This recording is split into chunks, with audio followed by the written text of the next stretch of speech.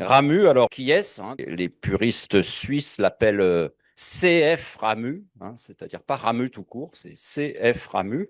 Charles Ferdinand, ce sont les deux prénoms de ses frères disparus avant lui. Un prénom d'archiduc, disait-il.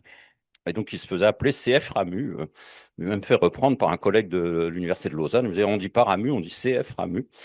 Et on ne prononce pas le Z final, hein, puisque curieusement, ici, on a tendance à dire Ramuse. Or, personne dirait la Clusaz. C'est assez répandu quand même que le Z final, dans les noms communs, ne se prononce pas et dans la plupart des noms propres, se prononce pas. Enfin, à chaque fois, c'est sujet à discussion. Moi, j'ai connu des Savoyards qui se faisaient appeler Villermoz. Donc, si on ne peut pas savoir à l'avance, c'est vrai. Donc, je vous dis là, c'est Ramu. Alors, qui était-ce? Un Suisse, donc, vous l'avez compris. Lausanne, 1878-1947. Il meurt à 68 ans. Oublié en France, mais il reste une célébrité en Suisse. Donc, il était sur les billets de 200 francs suisses de 1997 à 2018, c'est-à-dire pendant 20 ans. Bon, maintenant, les billets sont totalement impersonnels pour éviter tout risque de cancellation ou de choses comme ça, quoi. Donc, voilà, les billets ne font plus appel à des personnages. Ils sont symboliques. CF Ramu sans aide, Lausanne, les billets de 200 francs suisses.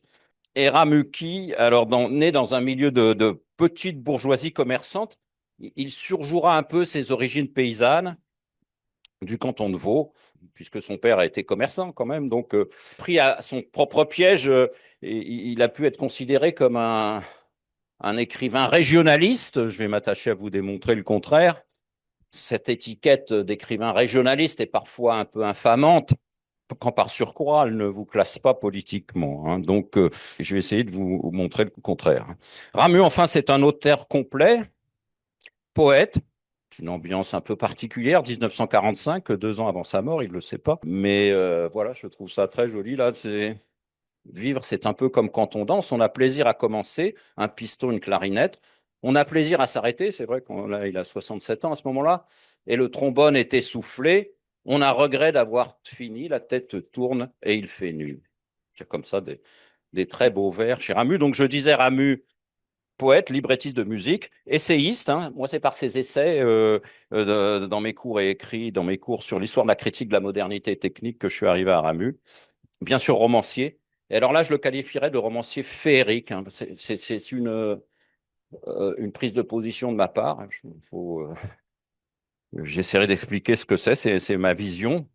Il est souvent comparé à Giono, mais quitte à le comparer à un auteur d'origine provençale, mais pas un auteur régionaliste, j'aurais tendance à le comparer à Henri Bosco, qui est un très bel auteur aussi. Donc, lui aussi romancier féerique, sans doute encore plus que Ramu. Quelques éléments de biographie finalement assez peu importants, comme quoi, qu'est-ce que c'est qu'un homme dans son œuvre. Je vais vous donner 3 éléments de biographie. Ramu est à Paris de 1902 à 1914, c'est-à-dire de 24 ans à 35 ans. Il se marie avec une Suissesse qu'il rencontre à Paris, une jeune femme de Neuchâtel, et ils ont une fille unique en 1913. Et la famille repart à Lausanne en juin 1914. Donc juin 1914, ça n'a pas de rapport avec la guerre qui n'éclate que 3 mois plus tard. Est-ce que c'est une déception de n'avoir pas percé? Il y a sans doute de cela, mais enfin, c'est aussi le fait de vouloir élever sa famille en Suisse. Beaucoup d'auteurs qui travaillent sur Ramu considèrent que ce mariage lui tombe un peu dessus, hein. C'est une femme qui a 6 ans de plus que lui. C'est une femme invisibilisée, comme on dit maintenant. Je vais vous montrer pourquoi. C'est une peintre assez jolie, je trouve, vous voyez. Je viens de faire sa fiche Wikipédia, d'ailleurs. Cécile Cellier, 1872-1956. Elle est peintre rue Boissonnade. Elle a 6 ans de plus que lui, donc une fille unique. Un petit-fils, Guido Olivieri, qui a éclairé la fin de vie de Ramu, peut-on lire par ailleurs. Donc je vous montre un peu ces peintures de cette femme. Donc peint son homme, là. C'est joli, je trouve. Donc ça, c'était Cécile Cellier, qui avait 6 ans de plus que lui et qui lui survit. Le troisième élément biographique notable, donc le premier, c'est qu'il est à Paris et il passe 12 ans à Paris. Le second, c'est qu'il fonde une famille de manière un peu inattendue. Et le troisième élément biographique notable, c'est qu'il est incroyablement sédentaire. s'il reçoit des visites. Gide chez Ramu, 1942. Donc, ça sera avant un autre voyage que fait Gide en octobre 42. Vous en trouvez le compte-rendu assez scandaleux dans son journal qui est paru en 1951, où en octobre 42, il raconte comment il est avec des gitons tunisiens et ça choque personne en 1951 quand il... Enfin, je ne sais pas si ça choque personne, mais c'est donc en octobre 42, Gide est à Tunis et raconte ses escapades. Donc un peu avant dans l'année, il va voir Ramu et vous entendez la voix de Ramu là. Et puis quoi? Tout à coup, ce tas de monde autour du four. Ce tas de monde autour du four. C'est qu'on a battu le tambour, et on a battu le tambour à cause de la fille du roi qui est malade, ne dort pas, ne mange pas, ne parle pas. Et le roi, il fait dire au son du tambour comme ça qu'il donnera la fille au roi, à celui qui la guérira.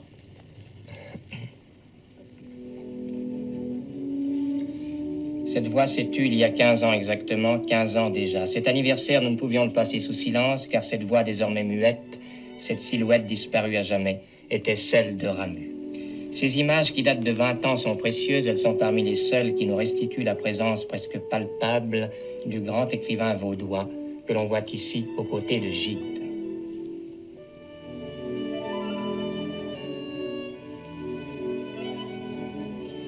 Le moraliste, aux côtés de l'immoraliste, le paradoxe est trop facile, car en vérité Ramu était un homme de bon sens et d'humanité.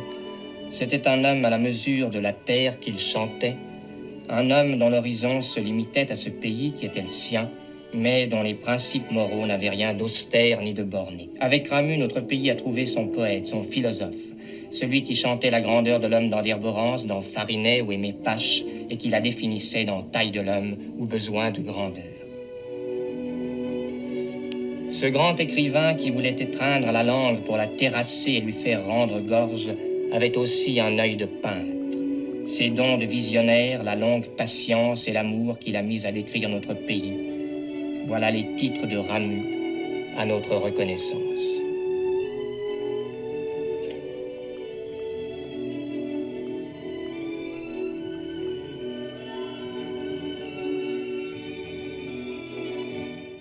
Je disais qu'il était incroyablement sédentaire. S'il reçoit des visites, donc Gide, on ne lui connaît qu'un déplacement en France que M. Rochette, ici présent, j'ai fait un livre là-dessus sur le grand voyage de Ramu dans le livre à doigt.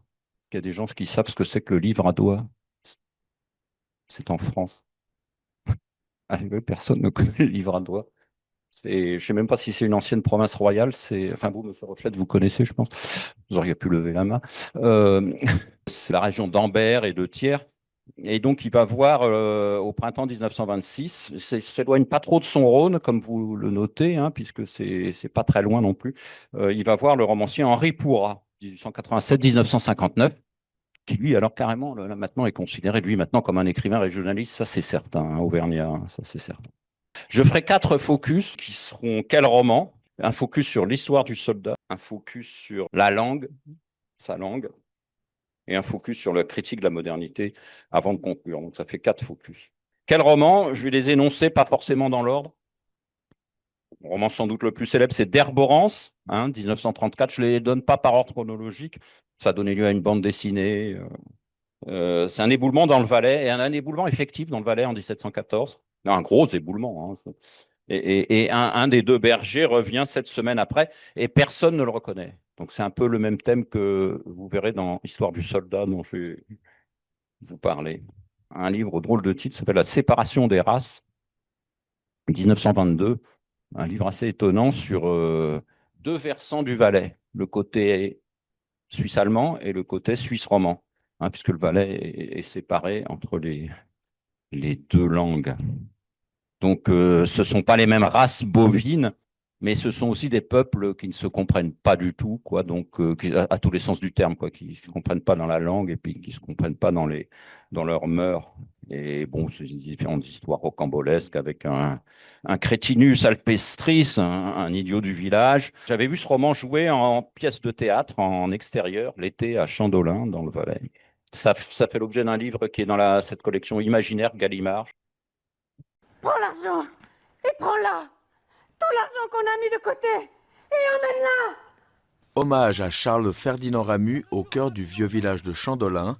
La troupe de théâtre amateur Les Compagnons de la Navisance s'est lancé le défi d'adapter au théâtre un de ses plus célèbres romans, La séparation des races.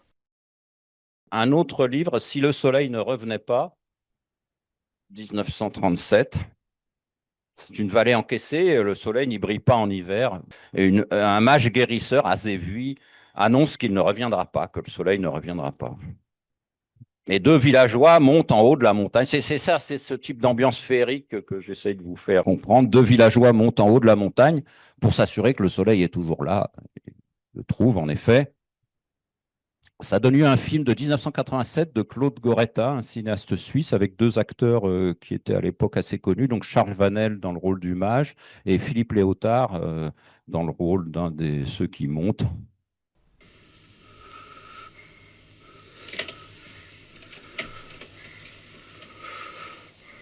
Martin, c'est moi.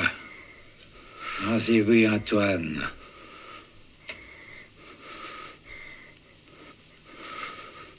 Tu me reconnais.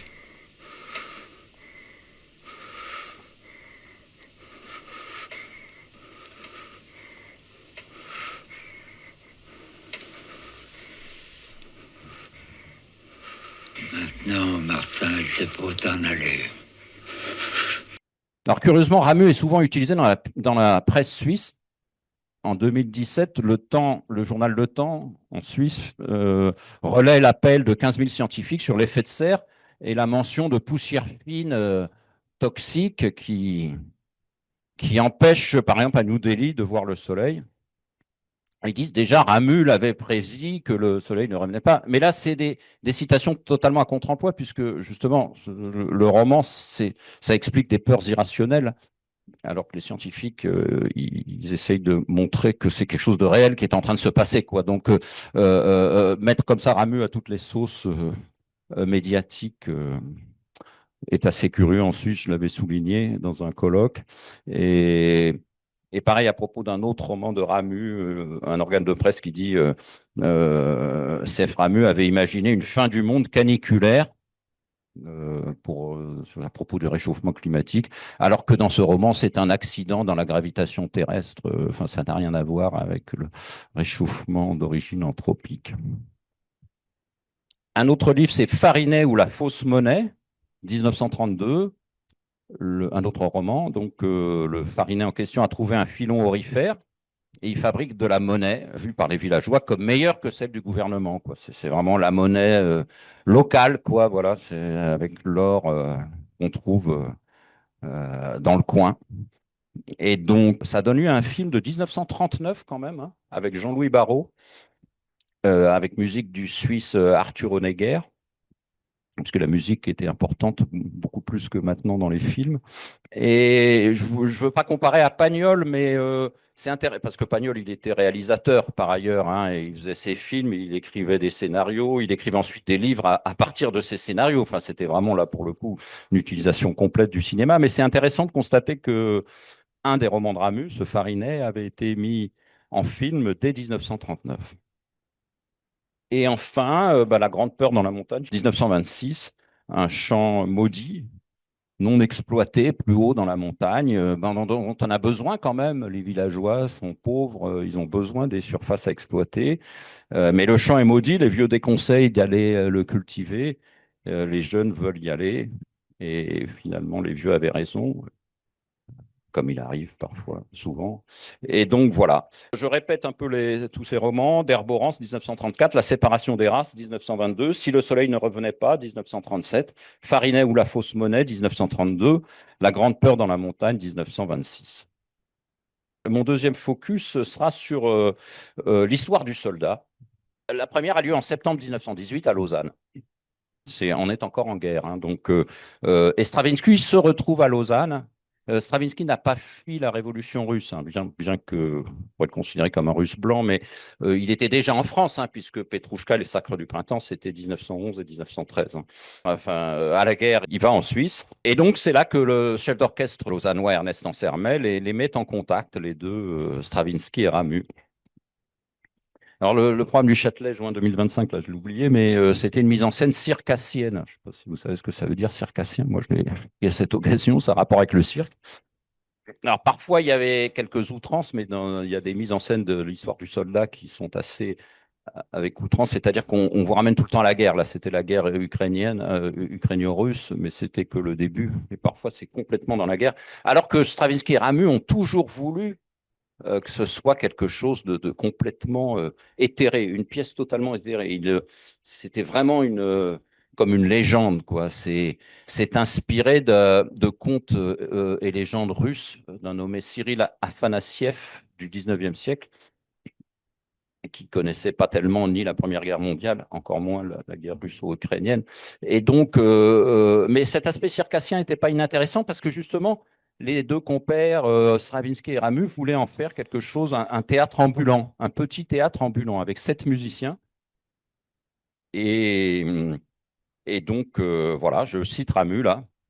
Donc, il parle a posteriori, mais il parle de ses souvenirs sur Igor Stravinsky. C'est un bel essai de Ramu où il explique c'était lié d'amitié avec Stravinsky, mais bon, il était déçu que cette amitié n'ait pas duré. Stravinsky est reparti en France, puis assez vite aux États-Unis, puis il a un peu laissé tomber Ramu, il faut bien s'expliquer, qui lui, comme je vous l'ai dit, restait en Suisse. Et donc, il écrit, personne ne savait quand la guerre finirait.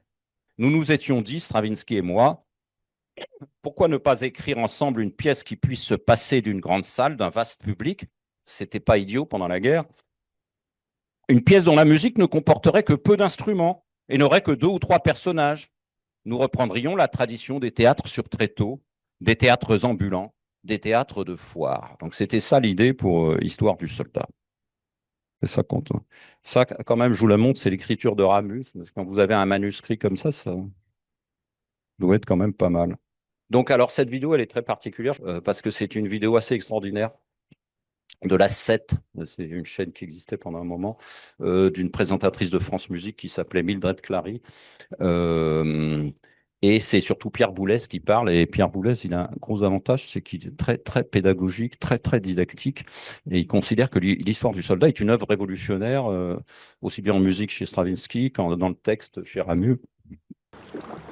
C'est parce qu'on est dans le truc de Boulez, là, à l'IRCAM, il montre un rapport assez lointain avec Stravinsky.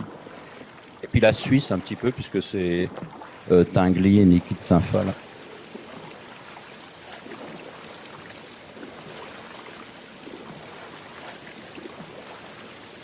Pas mal le passage du noir et blanc à la couleur. Là.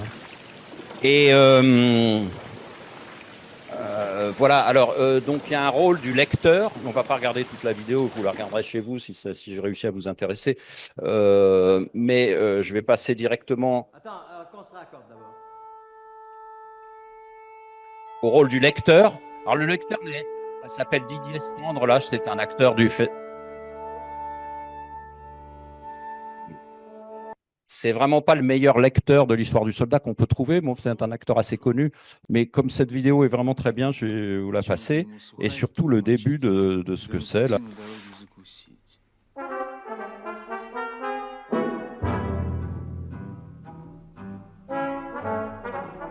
Entre danger de Nazi, un soldat qui rentre chez lui.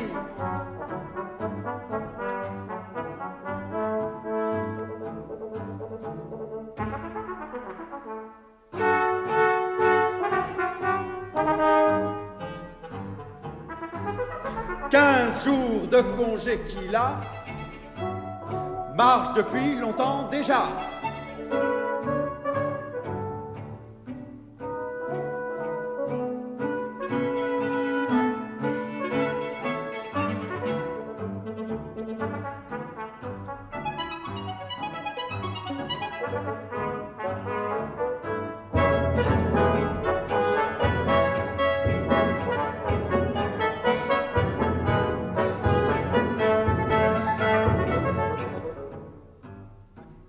marché, a beaucoup marché.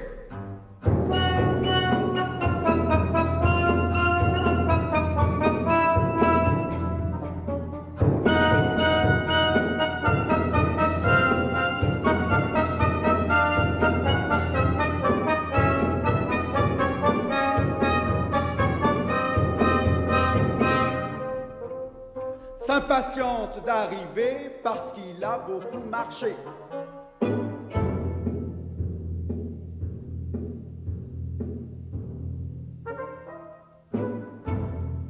Vous voyez, 15 jours. Donc, c'est pas chanté puisque c'est parlé. Mais c'est une noire décroche. C'est-à-dire que c'est scandé avec un rythme. 15 jours de congé qu'il a. Donc, vous voyez, c'est pas chanté, mais c'est rythmé. Donc, c'est assez rare de voir ça dans des partitions, le lecteur. Il n'y a que le lecteur qui parle comme ça et à un moment, le diable. Donc, voilà ce que j'avais souligné aussi dans le programme. Bon, et puis c'était une bande d'amis suisses que je vais vous montrer aussi. Non, ça c'est Ramu et Stravinsky, donc. Donc Ramu,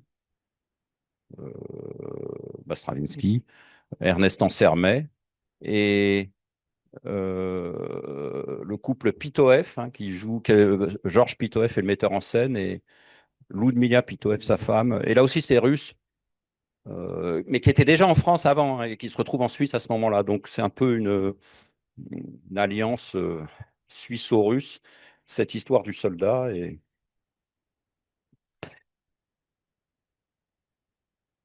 donc, c'est des gens qui avaient déjà été en France avant, mais qui ne retourneront pas, évidemment, en URSS, ça c'est certain. Et alors, je suis tombé là dans le bulletin des Amis de Ramu, je suis membre de cette association, sur... c'est Jean Cocteau qui reprend le rôle, qui remplace le créateur du rôle, s'appelle Éric Gagnebin, en 1918. Il devait le rechanter en 1934 à Genève. Il avait dû le chanter ailleurs. Enfin, la pièce n'a pas eu tellement de succès parce que, comme dit Ramu dans ses souvenirs sur Igor Stravinsky, c'est une drôle d'idée. Enfin, c'était une idée sympathique d'avoir sept instrumentistes. Ça serait léger, en effet, très ambulant. Mais en fait, sept instrumentistes, ça se trouve pas comme ça. Sept instrumentistes, c'est sept solistes. C'est pas un petit orchestre. Donc, finalement, puis il y a eu la grippe espagnole. Il dit espèce d'euphémisme pour parler de quelque chose qui a tué des milliers de jeunes gens.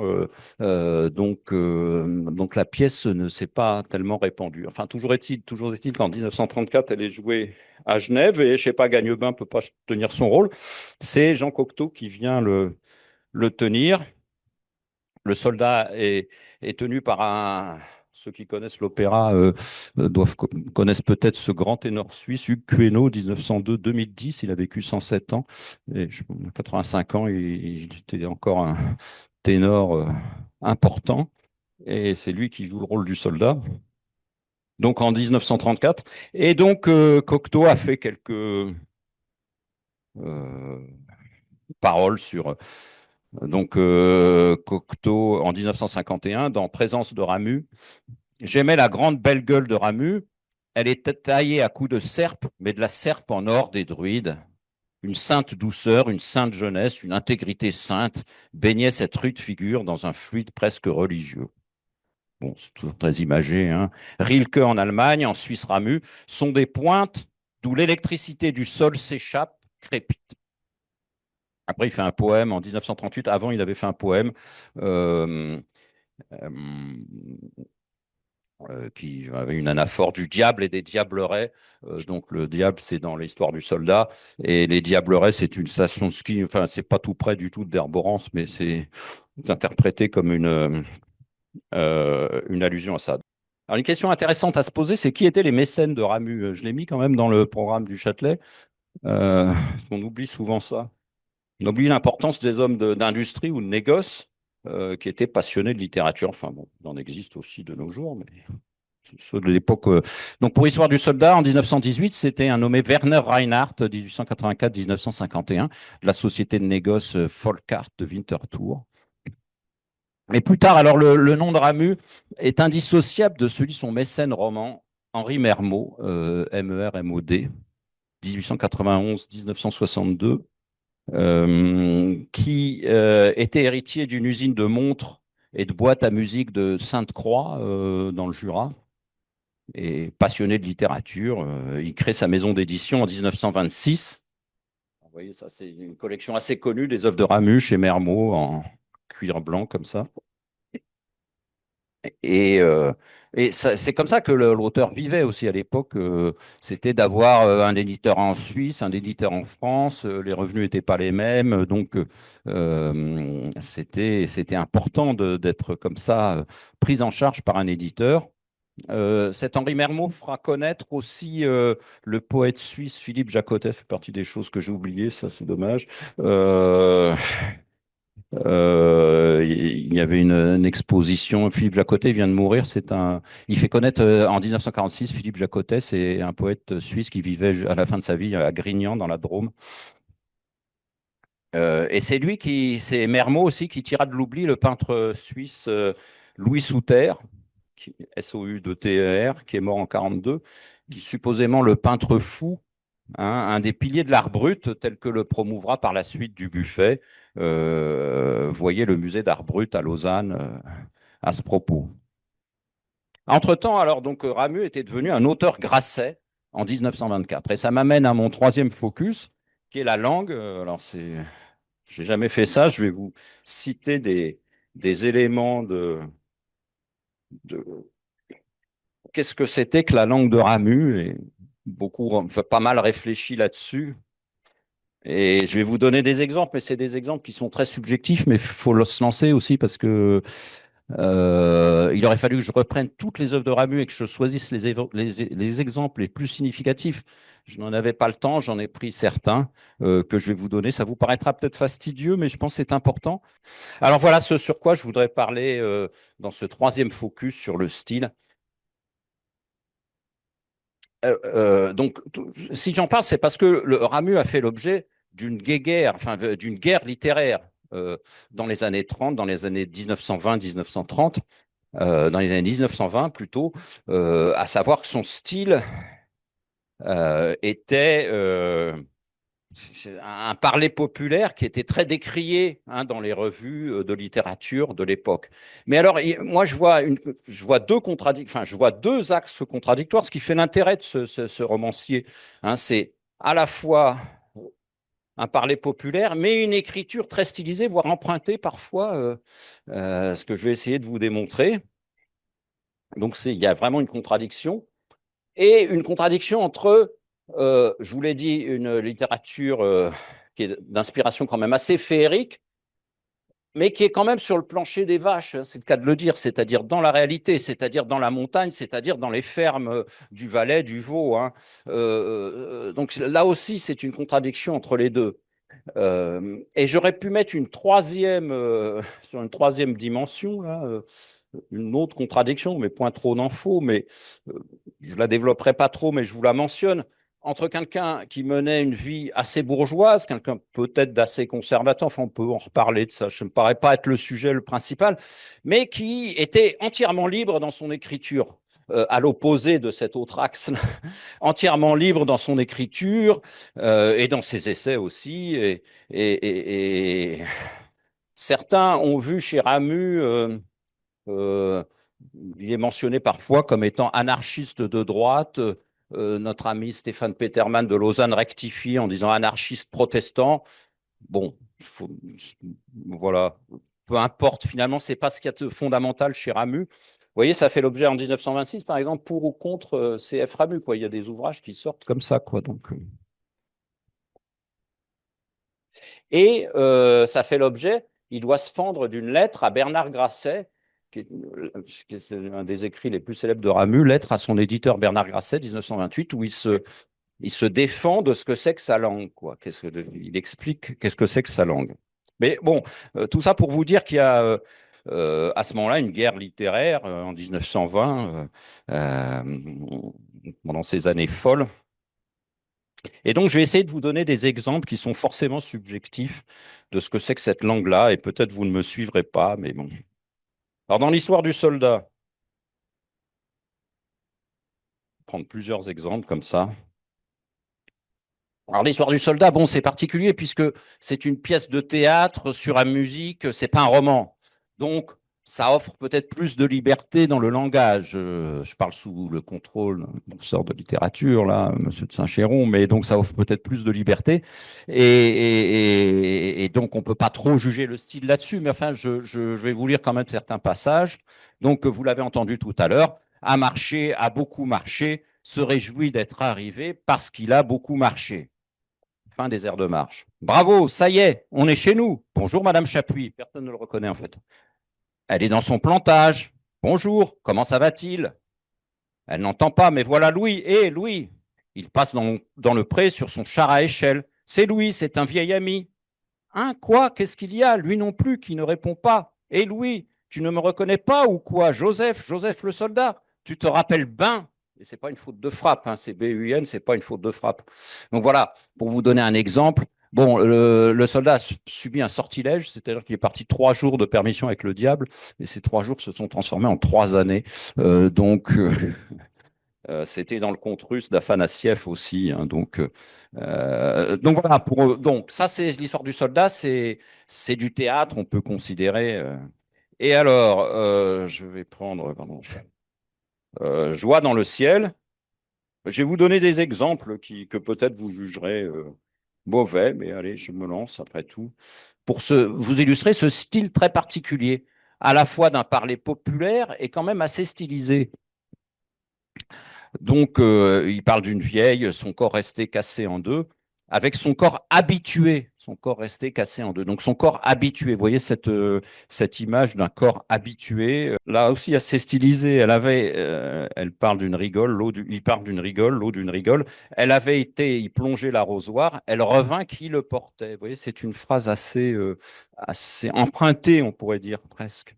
Mauvais cœur qu'on a tout à coup. Vous voyez, c'est cette façon de ces interjections avec ce prénom on, les changements de prénom, les changements de pronoms, pardon.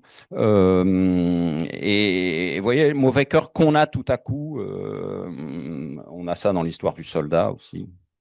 Bon, à un moment, il y a marqué, mais alors, qu'est-ce qu'il se passe? Maintenant, tout le monde dit qu'est-ce qu'il se passe. Moi, j'ai toujours appris qu'est-ce qui se passe. À l'époque, c'était assez stylisé de dire qu'est-ce qu'il se passe. Donc, voilà. Si le soleil ne revenait pas, donc, qui est ici, hein, je vous rappelle, là, c'est un mage avec Charles Vanel dans le rôle, si vous voulez visualiser.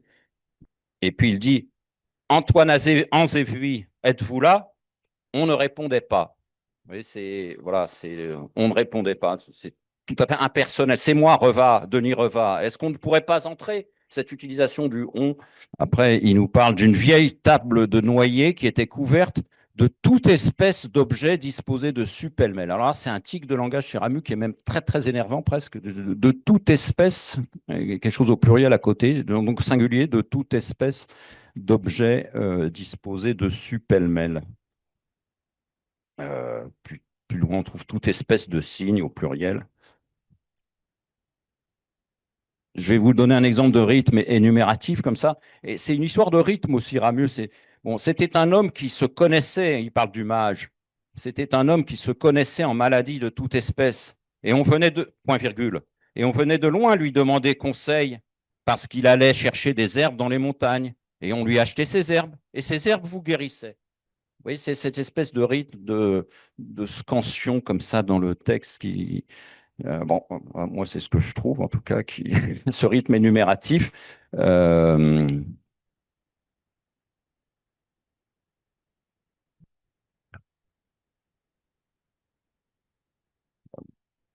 Pardon, ça va arriver. Il s'était levé, il étendit le bras, il vous tournait le dos. Cette fois-ci, le prénom devient vous. C'est une façon d'impliquer le lecteur aussi. Il vous tournait le dos. Donc ça change comme ça ces affaires de prénoms. Dans d'Herborance, là, je vais vous donner un exemple de contenu poétique. Il parle du nom d'Herborance lui-même, hein, D-E-R-B-O-R-E-N-C-E. D'Herborance, le mot chante doux. Il vous chante très doux et un peu triste dans la tête. Il commence assez dur et marqué, puis il hésite, il se dissipe. Il devient indécis, il reste suspendu en l'air un instant pendant qu'on se le chante encore d'Herborance.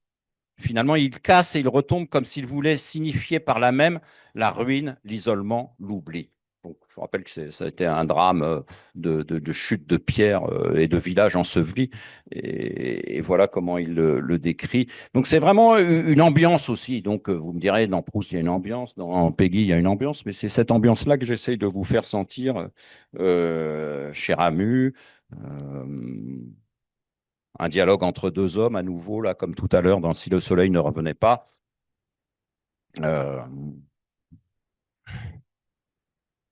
Alors, on s'aime bien quand même. Bon, ils finissent par se réconcilier. Alors, on s'aime bien quand même. Oh oui, disait Antoine. Qu'est-ce que tu veux de plus? Donc, vous voyez, c'est... Et alors là, carrément, un français tout à fait particulier, là. Ah oui, oui, à propos des chutes de pierre.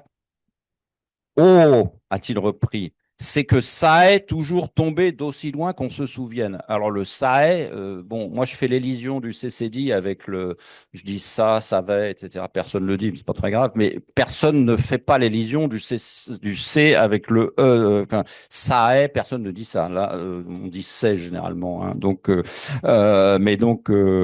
c'est que ça est toujours tombé. Ça est toujours tombé. Et ça, c'est justement ces pierres qui tombent et qui détruisent les villages. Alors là, c'est Thérèse dans d'Herborance qui pense à son amoureux.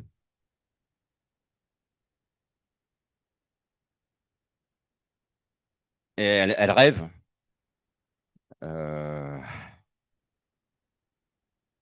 Il lui dit bonjour. Elle lui disait bonjour. Il lui a dit alors quoi?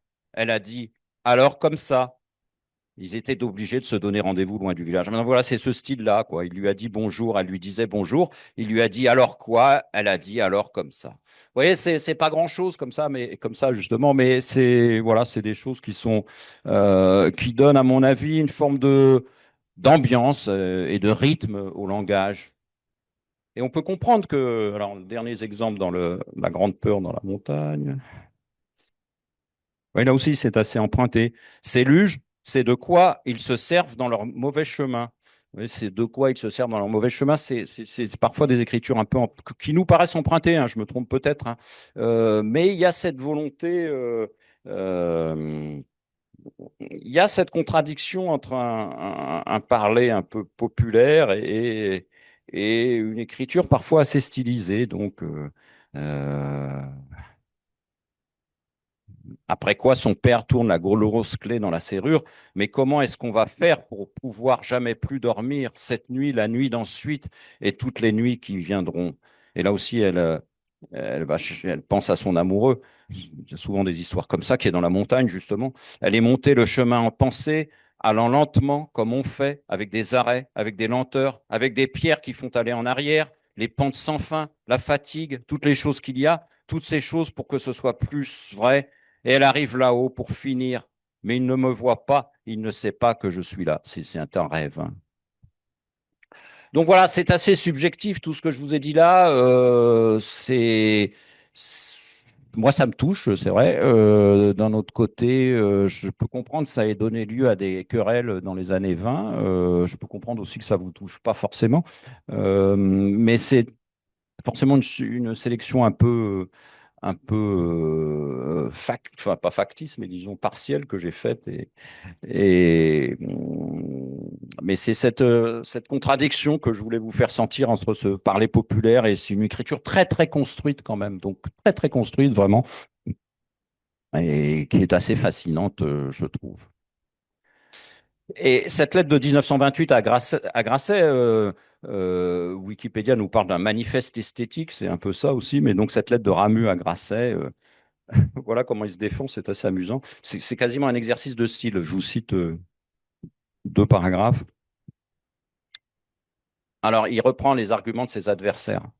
Ce ne serait rien encore si seulement j'écrivais mal, entre guillemets, mais on m'accuse encore de mal écrire exprès. Vous n'êtes pas un paysan, vous êtes un licencié S-lettres. Vous écrivez mal exprès. Vous vous dupez vous-même en nous dupant. On n'est pas loin de m'accuser de voler sur le poids, entre guillemets, comme un boucher malhonnête. Et autre chose qui dit, ce pays vaudois qui a longtemps parlé son patois, le franco-provençal. Je ne sais pas si vous connaissez ça. Moi, ça m'a toujours fasciné, c'est là. C'était une espèce de patois entre la langue d'oc et la langue d'oïl qui se parlait sur cette zone. Moi, j'ai visité, malheureusement, il n'existe plus, un musée du franco-provençal à Saint-Étienne. J'ai cru comprendre que c'est une association qui le tenait. Un musée passionnant, mais il n'existe plus, malheureusement. Et donc, vous voyez, c'est une langue qui n'a jamais été écrite, mais c'est une espèce de patois entre la langue d'oc et la langue d'oïl. Bon, Ramus en réclame de manière un peu artificielle, hein, mais ça s'appelle l'arpitan aussi. Je ne sais pas si certaines personnes connaissent. Donc, vous voyez, une unité linguistique assez. Voilà. Ben là, je vais reprendre quelques slides sur la quatrième et dernière partie, qui est la critique de la modernité chez Ramus. C'est comme ça que j'y suis entré. Donc, il y a une forme d'aisance financière qui s'installe chez Ramus à partir de 1930. Il s'installe dans cette fameuse grande maison de Puy, à côté de Lausanne, qui s'appelle La Muette, et surtout commence à publier des essais. Mais enfin, les années 30 seront très fertiles en romans aussi. Hein. Donc, l'essai Taille de l'homme, publié en 1933, Question en 1935 et Besoin de grandeur en 1937. Quels étaient les arguments de Ramus contre la modernité? Encore une fois, je pense que sans doute les romans, enfin, moi, si je conseillais de lire Ramus, ce serait vraiment dans ses romans, hein. Pas forcément dans ses essais, mais enfin, moi, j'y suis rentré chez cet auteur de cette manière-là. Vous voyez, une guerre totale. Alors, ce n'est pas des arguments propres à Ramus. Hein. Vous les avez chez un autre Suisse. J'ai fait une généalogie de ces arguments. Un autre Suisse qui s'appelle Denis de Rougemont, dans un article qui s'appelle Le Péril Ford, 1928, dans une revue d'époque chrétienne. Et le Péril Ford, c'est le péril de la mécanisation. Donc voilà, c'est l'époque de ce qu'on appelait la querelle du machinisme dans les années 1920. Et donc, Ramus, il participe à sa manière dans ses essais des années 30. Là. Donc, vous voyez, la guerre devenue technique, une guerre totale menée par des hommes là-haut qu'on ne voit pas. C'est quelque chose qu'on va retrouver chez Bernanos, La France contre les robots, 1945. Donc, c'est quelque chose qu'on a aujourd'hui avec les drones. Hein. Donc, Bernanos, je vous rappelle, lui, il vante la guerre chevaleresque, c'est-à-dire le corps à corps. Quoi. Bon. Donc, oui, c'est pas le meilleur argument, ça. On va regarder le troisième, là. La machine du tracteur. Oui, là, je vais sur plusieurs époques. Immédiate pour l'homme, le couple de ses perceptions immédiates, c'est-à-dire des perceptions qui sont sans médiation, hein, via l'outil. L'outil permet à l'homme d'avoir ses propres perceptions. L'outil agricole, l'outil industriel permet à l'homme d'avoir ses propres perceptions dans son corps. Ce sont ses pouvoirs premiers. L'outil est la continuation de la main. Donc, on a ça chez Ramus, on a ça chez René Guénon, je ne sais pas si certains d'entre vous connaissent, on a ça chez une littérature d'extrême gauche, la Biagini et Carnino, 2007. Donc, c'est des arguments qui sont audibles. Hein, L'homme ne s'aperçoit pas de ce qu'il perd avec le progrès technique, pourtant tout gain se paye par une perte. Voilà, on pourrait dire les écrans, hein, on se bassine sur les écrans et sur l'intelligence artificielle en ce moment-là. Donc, bon, que les écrans seraient dangereux, etc. Donc, tout gain se paye par une perte. C'était chez Rougemont en 1928, c'est chez Ramus, ça sera chez Van Eghem, Raoul Van Eghem, dans son livre qui était Traité de savoir-vivre à l'usage des jeunes générations, hein, que vous connaissez tous, j'imagine. Voilà, on ne va pas rentrer, mais je reviendrai là-dessus. Je donne d'autres exemples comme ça. La symétrie, le temps qu'il faut pour qu'une chose soit amenée à être, qu'elle soit ce qu'elle est infiniment supérieur au temps qu'il faut pour qu'elle ne soit plus. C'est ce concept à l'image de la cathédrale, le bombardement de la cathédrale de Reims le 19 septembre 1914. Il n'y a plus de bons forgerons, d'ingénieux ébénistes qui imitaient de leur mieux les modèles que la nature avait mis sous leurs yeux. Aujourd'hui, les ouvriers ont des modèles dessinés qu'ils copient servilement. Il y a aussi un argument qui est celui de la dénaturation de l'homme par humanisme excessif. Et là, on va parler un peu, disons, position politique avec une phrase de Ramu qui est vraiment, dont on a fait des gorges chaudes et qui ne mérite pas cet excès d'honneur. Là, je vais l'introduire avant de vous la donner. Là, donc, Ramu parle d'un humanisme excessif, l'humanisme vu comme une religion quasi fanatique de l'homme. D'autres auteurs, hein, par exemple Jacques Audiberti écrira un livre, moi qui ai travaillé sur le transhumanisme dans mon habilitation, j'ai travaillé sur Audiberti qui parlait d'abubanisme, c'est-à-dire arriver à s'extraire du progrès et de la religion de l'humanité. Le transhumanisme contemporain n'est-il pas l'expression de cet humanisme excessif que stigmatisme Ramu? Bon, cette critique, elle peut vous paraître un peu réactionnaire parfois, enfin, à ceux qui sont encore très attachés au progrès. Je dirais réactionnaire au sens neutre du terme, hein, en réaction contre son temps. C'est une critique qui a des aspects élitaires, des aspects antidémocratiques qui étaient encore très présents avant-guerre, aussi bien à droite qu'à gauche. Chez René Dumont, en 1974, vous avez des aspects antidémocratiques qui sont assez frappants dans son livre L'Utopie ou la mort. Hein, donc, sur le rapport homme-nature, je vais vous citer cette phrase qui a été reprise: l'homme est de gauche, la nature est de droite. Alors, c'est une phrase qu'on extrait complètement de son contexte, donc, mais qui est assez intéressante. Voilà. Alors, cette phrase, j'ai fait la généalogie de cette phrase parce que, d'abord, je vais vous dire ce qu'il écrit exactement. La terre est à droite. Elle est ce qui retient. C'est vraiment pas l'aspect fondamental de Ramus, c'est dans la critique de la modernité qui est le point par lequel je suis entré, mais je vous conseille vraiment les romans. Et dans la critique de la modernité, c'est pas vraiment ce qu'il y a de plus intéressant. Mais bon, comme cette phrase a fait Flores, je vais vous dire comment, ça vaut le coup de la regarder. La terre est à droite, elle est ce qui retient, elle est ce qui empêche. Par là, elle humilie l'homme de gauche. Alors, l'homme de gauche, ça veut dire l'homme des grandes villes, hein, c'est-à-dire cette opposition entre le paysan et l'ouvrier sont souvent les mêmes personnes, j'allais dire, hélas, je me mets dans la peau de Ramus, c'est les mêmes personnes, c'est les paysans qui deviennent ouvriers. Donc, d'un côté, le paysan dans sa nature, de l'autre côté, l'homme de gauche, c'est-à-dire l'homme des villes, quoi, qui perd, qui a les sensations immédiates. Donc, je répète, que si je coupe la phrase, on ne va plus rien comprendre là. La terre est à droite, elle est ce qui retient, elle est ce qui empêche. Par là, elle humilie l'homme de gauche. La terre est conservatrice, lui, il est révolutionnaire, c'est-à-dire qu'il s'insurge contre les nécessités de la nature humaine. Bon, voilà,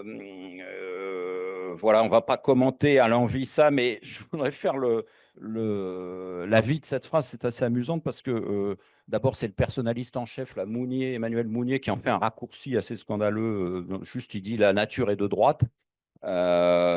Et c'est comme ça que tout le monde en prend connaissance. Elle apparaît dans un livre qui est très faible, hein, de Simone de Beauvoir, 1957-5, La pensée de droite aujourd'hui. Elle apparaît chez René Raymond et son Histoire des droites en France. Donc, si vous voulez, c'est une phrase qui a fait vraiment Flores, là. Elle apparaît enfin, elle est connue du grand public par une émission de télé de Delors, qui dit lui-même, je cite cette phrase de Ramu, peut-être trop souvent même à l'heure de vérité dans une émission politique. Je cite cette phrase de Ramu, je ne vais pas vous la redire là, trop souvent. Voilà. Donc c'est assez amusant de ces phrases qui sont citées par des hommes politiques, ces phrases littéraires citées par des hommes politiques. J'ai souvenir, j'espère que je choquerai personne, d'une émission de Mélenchon où il parlait de l'homme qui plantait des arbres de genoux. Je pense que les ventes se sont pas mal envolées ce jour-là. Donc c'est intéressant que Delors, en 1990, ait parlé de cette phrase de Rami, bon, sans en donner le contexte, mais bon. À propos de droite ou de gauche, je vous propose de relativiser tout cela parce que chez Ramu, il y a une forte critique du bolchevisme, c'est comme ça qu'on l'appelle à l'époque. Hein. Il dit lui-même qu'il n'est pas communiste, mais en fait, il renvoie dos à dos vraiment la société machine américaine et la société machine des soviets. Hein. Il critique une civilisation moderne, disons bourgeoise. C'est ça qu'il y a chez Ramu aussi, qu'il faut bien comprendre, c'est une forme d'anti-bourgeoisie assez importante, quoi. Donc, je voulais vous montrer un petit peu ces arguments. Il en reste peut-être un ou deux qui ne sont pas inintéressants parce qu'ils sont actuels, en fait. La centralisation technique, hein, ça c'est super important à mon avis. La technique apporte la centralisation. Hein, la centrale nucléaire, c'est une concentration. La société tente à faire dépendre la vie des individus de quelques centrales. Il est loin de penser aux centrales nucléaires qui sont entre ses mains. Ramu 1935. Hein. Ça va être des arguments qui vont être pris par des grands critiques de la modernité technique comme Jacques Ellul, le moyen de réalisation de la concentration et la technique. Vous pouvez inverser concentration et technique, cette phrase. Sur la politique, puisque j'en parlais, ça c'est une phrase que j'ai mis en exergue d'un petit livre de ma promotion de Polytechnique pour essayer de faire comprendre, s'ils nous demandaient une citation, pour essayer de faire comprendre à mes camarades. Et une phrase, alors là, qui trahit, alors pour le coup, moi je pense une forme, bon, je déteste un certain socialiste parce qu'il a la haine de l'argent au lieu d'en avoir simplement le mépris. Et donc cette phrase, je la trouve assez cinglante, voilà, en 1903. Voilà. Je termine sur cette histoire de modernité technique parce qu'elle est à géométrie variable, en fait. La critique est à géométrie variable. Dans un ouvrage de commande, et je te remercie, cher Philippe, qui m'a initié sur ce truc, La Suisse romande, je l'ai trouvé en lambeaux chez toi, donc je m'étais racheté. Donc, c'était une collection de guides. Il y a plein de guides comme ça. C'est des guides touristiques littéraires. Ça existait à l'époque, 1938, la Suisse romande. Vous pouvez en trouver chez Bouquinistes, il y en a pas mal. Hein, et toutes les régions de France, le Poitou. Enfin, c'est comme ça à Grenoble. Ils ont commencé par la montagne. Et puis après. Donc la Suisse romande. Et alors là, c'est assez amusant parce que Ramu, là, c'est presque, il est en court-circuit parce que il va parler des usines du Jura et il défend évidemment la figure du paysan contre celle de l'ouvrier, mais là, il est en court-circuit parce que là, l'exaltation du paysan va s'exprimer pas contre la modernité industrielle, mais les paysans et la terre romande seraient, grâce à leur qualité, une prédilection pour ces fabriques, si vous voulez. Donc le fait que ce soit la terre, la nature, l'herbe va faire les bons laitages et le bon chocolat. Donc c'est ça, c'est la force de la nature qui permet de faire le bon chocolat. C'est pas les usines, c'est parce que il y a de la bonne herbe. C'est aussi le savoir-faire de l'ouvrier qui s'est transformé de boîte à musique à Sainte-Croix, on est passé au phonographe, puis à la fabrication d'appareils de TSF de nos jours, dans les années 30. Hein. Donc, la vraie richesse du Jura n'est pas dans sa production, que les progrès de toutes sortes peuvent à chaque instant démoder. Elle est dans une certaine qualité, elle est esprit pour tout dire. Vous voyez, donc ça va loin, quoi. La force du Jura, c'est d'être esprit pour tout dire. Hein. C'est l'excellence d'un laitage qu'on peut trouver la fabrique de chocolat la plus perfectionnée qui ne doit rien à la machine. Hein. Donc en plus donc des qualités du paysan vaudois qui devient ouvrier, c'est la nature locale elle-même qui déterminerait localement le succès de ce type d'industrie, alors que par ailleurs l'industrie bolchevique ou l'industrie américaine est vilipendée. Quoi. Donc je ne voudrais pas terminer sur ce Ramu ronchon critique de la modernité technique, en plus se débattant dans ce genre de contradiction, se débattant contre une modernité somme toute inéluctable. Hein, mais bon, ça me paraissait important de vous parler de ces arguments de critique de la modernité. C'est en travaillant sur ce sujet que j'ai apprécié Ramu romancier et le personnage même de Ramu, un homme libre en quelque sorte, un être atypique, une personnalité attachante, un auteur complet, théâtre au début de sa vie, hein, histoire du soldat. Il y a aussi quelque chose qui s'appelle la guerre du Sondrebon, une histoire entre cantons suisses en 1848. C'est une pièce en vers libre. Il est diariste, il a un journal, hein, je vous en ai cité quelques extraits, bon, c'est assez commun, les journaux de Claudel, de Roger Vaillant, enfin, il y en a plein des journaux, mais enfin, Ramu a le sien. Poète à la fin de sa vie, romancier, essayiste, d'une certaine manière philosophe, si on peut dire ça. Moi, je lui ai mis le qualificatif, on peut mettre les qualificatifs qu'on veut. Moi, j'ai mis penseur, nous suis un qualificatif bien au-delà de philosophe ou de romancier essayiste qu'on pourrait appliquer à certains esprits choisis du XXe siècle, non universitaires, souvent purs poètes, difficilement classable politiquement. C'est très subjectif. Un Ramu à l'égal d'un Romain Rolland, d'un Peggy, d'un Audiberti, outre-Manche d'un Orwell. C'est un auteur qui en a inspiré beaucoup d'autres. Beaucoup d'autres. Je n'en citerai qu'une, une romancière contemporaine qui s'appelle Marie-Hélène Lafont, qui, je ne sais pas si certains d'entre vous la connaissent, née en 62, une romancière d'origine auvergnate, je ne veux pas dire auvergnate, parce que pas régionaliste justement, elle est d'origine auvergnate. Et puis, je voudrais rappeler quand même Ramu comme étant un bon vivant, quoi. Monsieur Rochette peut rappeler dans votre ouvrage qui est là, son voyage, là, il y a des vins, des repas. Bon, il n'y a eu qu'un voyage, mais enfin, on suppose qu'il aimait bien le vin et les repas ailleurs qu'en voyage. Un bon vivant, contrairement aux photographies, il fait toujours l'enfant grimaçant dans ses photographies. Je ne vous ai pas fait une série de photographies. Je terminerai là-dessus. En mémoire d'un ami que j'avais à Lausanne, il a disparu, il s'appelait Alexandre Schild, qui avait fait un très bel article en citant Ramu, « Aimer son temps, point d'interrogation, l'aimer quand même, point d'interrogation. » Et voilà, à partir d'un texte de 1929, le texte s'appelle « Aimer son temps ». Il ne faut pas aimer son temps pour des raisons, on n'aime pas pour quelque chose, il faut aimer tout court, il n'y a jamais de raison à l'amour. Je me saute des phrases. Pour le cœur, il n'y a qu'un moment qui est le moment présent. Rome, c'est aujourd'hui. Alors là, il vient aux périodes historiques. Donc, il cite l'Antiquité parce qu'il devait être... mais vous pouvez mettre ce que vous voulez. Là, il met Rome et Athènes, mais vous pouvez mettre ce que vous voulez comme période qui vous plaît. Rome, c'est aujourd'hui. Et Athènes de même.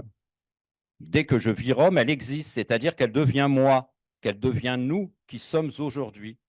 Les temps les plus reculés dans le passé se rencontrent au temps où je suis, s'y confondent, s'y réconcilient.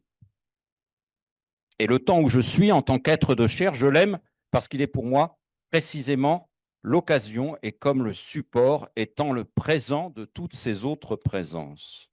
C'est un peu philosophique, hein, bon. L'amour que je lui porte à ce temps ne m'empêche pas de le juger. Le propre de l'amour est de pouvoir sans cesse être blessé, sans cesser d'être, et incessamment repoussé par son objet, de revenir sans cesse à son objet. Qu'il soit mon temps ne veut pas dire qu'il m'appartienne, mais bien que je lui appartiens. Je n'en ai pas fait élection, tout au contraire, c'est lui qui m'a élu en m'appelant à l'existence, de quoi je le remercie. Exister est un bienfait. Voilà, je terminerai là-dessus.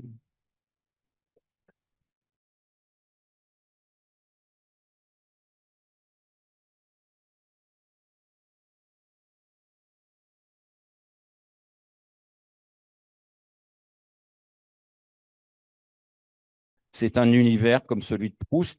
Moi, c'est un univers où je suis entré par mes thèmes de recherche, avant de lire avidement ces romans et de m'imprégner de cet univers au point d'en faire mon écran de portable, pour m'apercevoir peu après que l'un de ces textes, l'histoire du soldat, avait bercé mon enfance. Je n'avais pas du tout compris que le Ramu de la Suisse romande par laquelle je suis entré était celui de l'histoire du soldat que j'avais connu dans mon enfance. Finalement, la boucle était bouclée. Cet univers, c'est un réconfort, une amitié permanente avec lui, mais ce n'est pas une fuite vers le passé. Et même là-dessus, Ramu est susceptible de nous inspirer, je terminerai là-dessus.